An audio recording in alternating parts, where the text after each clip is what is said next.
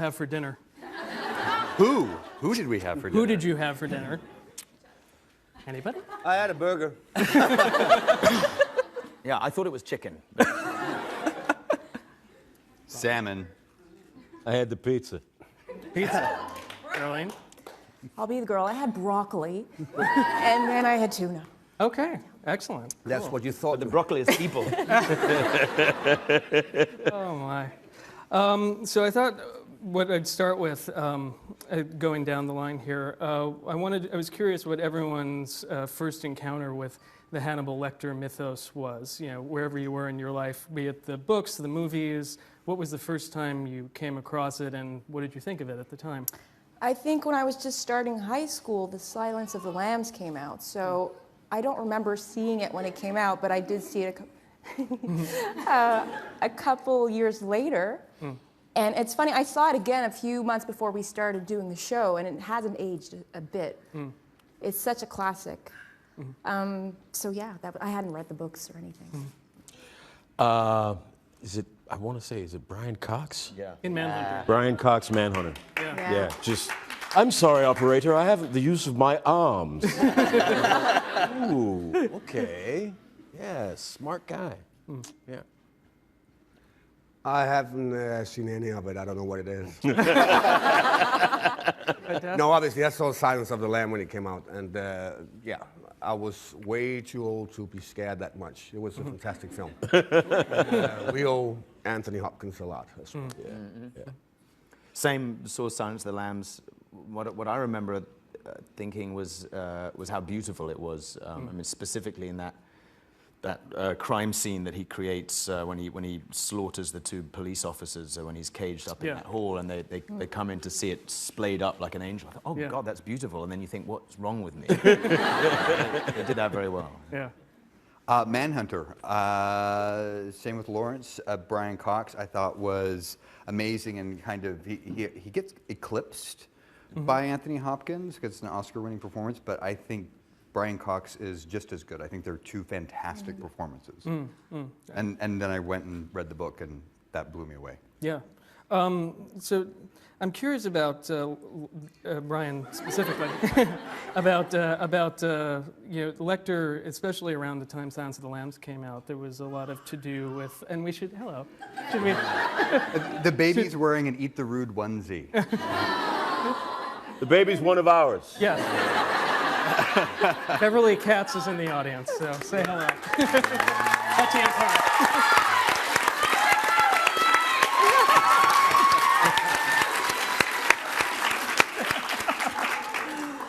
So, when Silence of the Lambs came out, I mean, there was a lot of to do with like GLAAD and some transgender rights groups and everything. It's always been an interesting character in terms of how I think he's sort of been reclaimed for the gay community in a lot of ways. I think you have a lot to do with that. Who hasn't tucked their penis between their legs? Yes, but I mean, Guilty. I'd fuck me. Yeah. Wow. I'll fuck you. You did, though. That's next season. Well, I was curious specifically, like at the time, if that was something that you were bothered by, you know, or where you were in your own place as a gay man with it, and how you have decided to, you know, do it, you know, amend it for, or make it what it is now, I guess. Well, I actually found it so interesting. I wasn't offended by the character. I found the character more fascinating. I think there's actually, if we're being nitty gritty, I think there's actually more homophobic things in the Thomas Harris books than that. So, bless him. I think he's a fantastic writer, but there's some homophobia there. But I didn't I'm not really offended by that stuff unless it's sort of thin and flat. I think if you're creating a character that is complicated and interesting and original, and you happen to make them transgendered, I think that it's a it's an intelligent thing to do as a writer. It's another facet to explore humanity. Right. I mean, this connects to some of the things you do, like changing genders of the people from the books to the show and other things. So could you talk to that a little bit? Yeah, well, I think I think if we didn't change some of the genders of the characters, it'd be a sausage party. Like it would just be there'd be a lot of guys, and so we need female energy in all entertainment, I think, and without it. And I think that's what's very exciting about season 3 is that I think we have a lot more female energy in season 3. That's good to hear. Let's talk, Mats and you. I'm interested in how there's an interesting kind of like undercurrent of love, I would say, between Hannibal Lecter and Will Graham. He's penetrated him. This is true. Oh, yeah.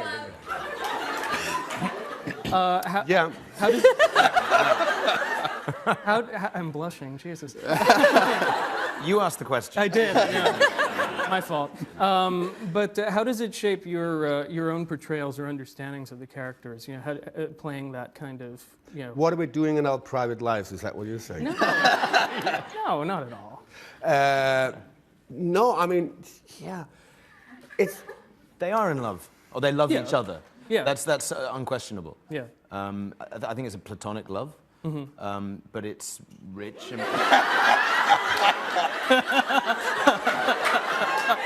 We've done 2 seasons so far. Yeah. It's a platonic love. Yeah. And they recognize each other as unique in the world. They reflect each other in that way. There's a kind of profound recognition and relief that comes with it. yeah, it's And they're both very good-looking guys. Losing him, well, exactly. Losing him or going through what Hannibal did with him in the 2 seasons is probably the closest he's ever been of loving anyone. And what love means in his universe, we'll have to see later on. But it's heartbreaking. Everything that happens to our Will is also heartbreaking for Hannibal. Yeah. Yes. Indeed.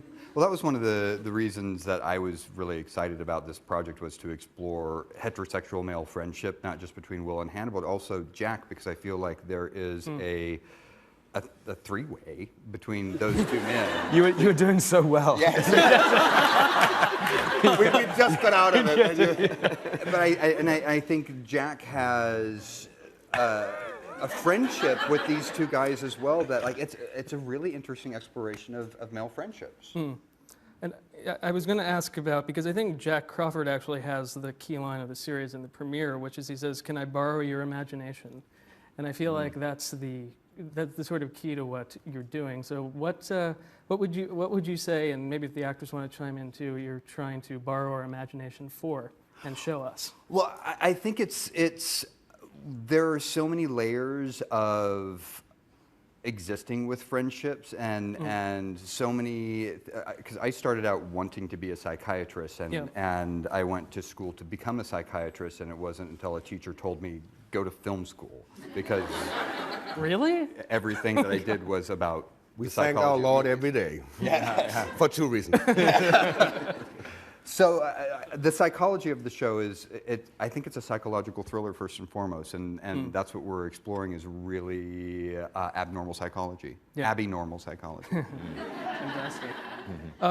Caroline, I'm particularly interested in your arc in season 2, because you have to play someone who's basically in love with the devil and not know that, or not want to believe that he is. I'm curious about your own process in doing that, because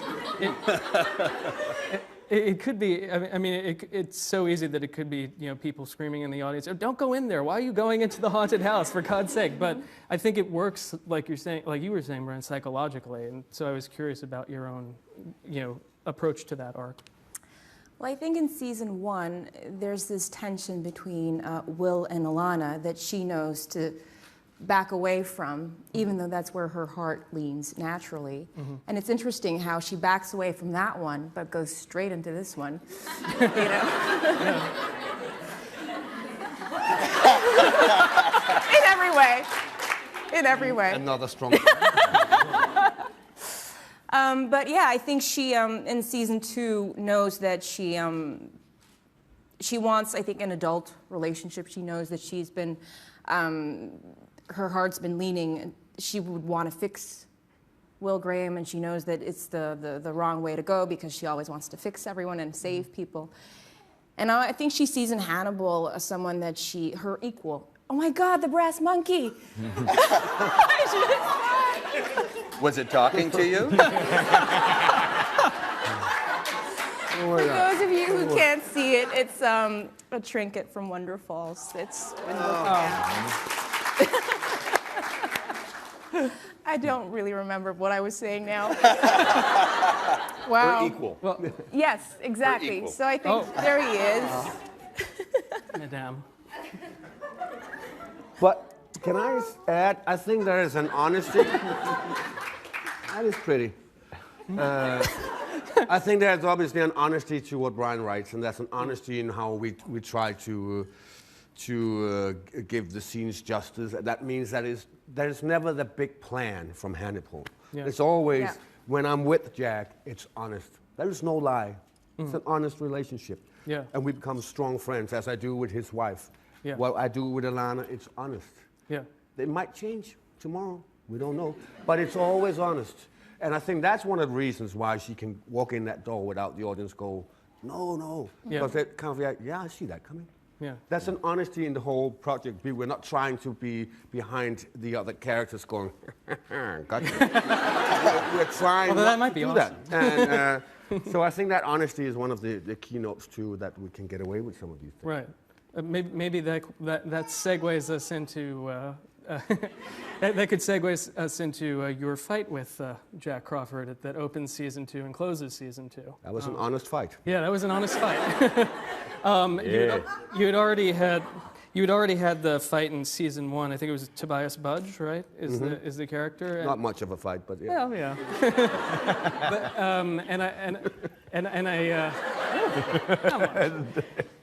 I know. I think he had requested that there be a fight scene at some point, right? Yes, yeah. It was. I remember what episode was it? It was very early on where you pulled me aside on the stage and was like, "I'm very good at fights. So if you want to do a fight, I can do one." And then you give me the big guy, which is like, that was a long Who day. else is good at fights? It was a very long day. We felt, actually, didn't we? We felt really young while we were doing it. We felt really young, and we looked really young while we were doing it. What, the day after? But the day after, we really felt our age. Oh, man. Yeah. That was We shot it in a day. We did 14 hours. No, we did 21 hours, Max. Yeah. Yeah. You just blocked out the other I side. did. That was pain. No, it was a beautiful day. It was great. Yeah, It we was were proud fantastic. Yeah. I'm excited about their rematch in season 3. Oh. of it. Well, you have to accept the rematch, don't you? I mean, Well, since Place your bets. since you opened that line of questioning, then what can you tell us about season 3? Well, gosh, it's different. It's radically different than the previous 2 seasons, and I feel like we had such a blowout at the end of the second season that everybody has to be so changed by what they've experienced. Yeah. And that kind of, we painted ourselves into a corner creatively, and the only way out of it is to start knocking down walls. So Yeah. we're doing something completely different in the 3rd season. Okay. Well, I got some questions from Twitter too, and the Twitter user Serenity asks you, in terms you. All my life. Yes. I knew I was going to mispronounce someone's we name. are Sorry, sick and tired of accents here. Please. But she asks, in terms of character development, what new aspects of Will are you most looking forward to portraying in season 3? Well, I think that he has to have. I'm kind of repeating what Brian just said, but he's come out of that kitchen. it's like he's gone through a furnace in a way. I mean, and there's got to have been, there's some balance now between his sanity and his insanity that he's carrying. I mean, he's still going to have to face up to it at some point, but he's carrying that with some kind of almost kind of poise, equanimity, you know. So a slightly lighter on the surface Will Graham, I think, will be interesting for me. Okay. Yeah, cool. That works. Another question I got from Twitter from Denise Bister. What will Hannibal be wearing in season 3? Not a lot.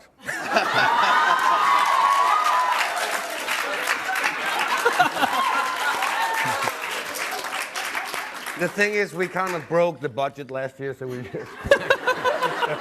Right. I would put it this way. And it's just, we've just come to understand how the internet works. Right. That's how yeah, Hannibal is on the run. I guess you know that. Am I spoiling anything? You have seen it, yeah. Yeah. But when he's running, he's not necessarily hiding. Yeah. So it might be strangely flashy what's going on. Okay. To a certain degree, wouldn't you? Yeah. Yeah, well, and also I think a greater variety of looks Yeah. as he adopts different personalities. Right. Okay. Maybe no waistcoat today. Should that be so bold? Is it today? Now, since I saw that lovely little display between the two of you, I need to ask. You worked on the film King Arthur in 2004. We did, yeah. And I believe you might have recommended Maz for the role in some way, or? I mean, only insofar as that whenever I've heard Maz's name being mentioned, I kind of whooped and hollered, and I was, enthusiastic, to say the least. Yeah. When I think maybe the very first time that I met Brian, which was when I was here in New York, I was in a play, so we met for lunch, along with Martha De Laurentiis, one of our producers, and inevitably that question came up, Yeah. you know. And I mean, the way I remember it is that Brian mentioned Maz's name in that conversation, and for me, really, from that point onwards, that was, it was set. Turned out that I don't run NBC, so it took a little longer for everybody to agree, but Yeah. yeah, that was just, it was, I couldn't shift that once it was mooted. Yeah. That's so sweet. No, I'm great. True.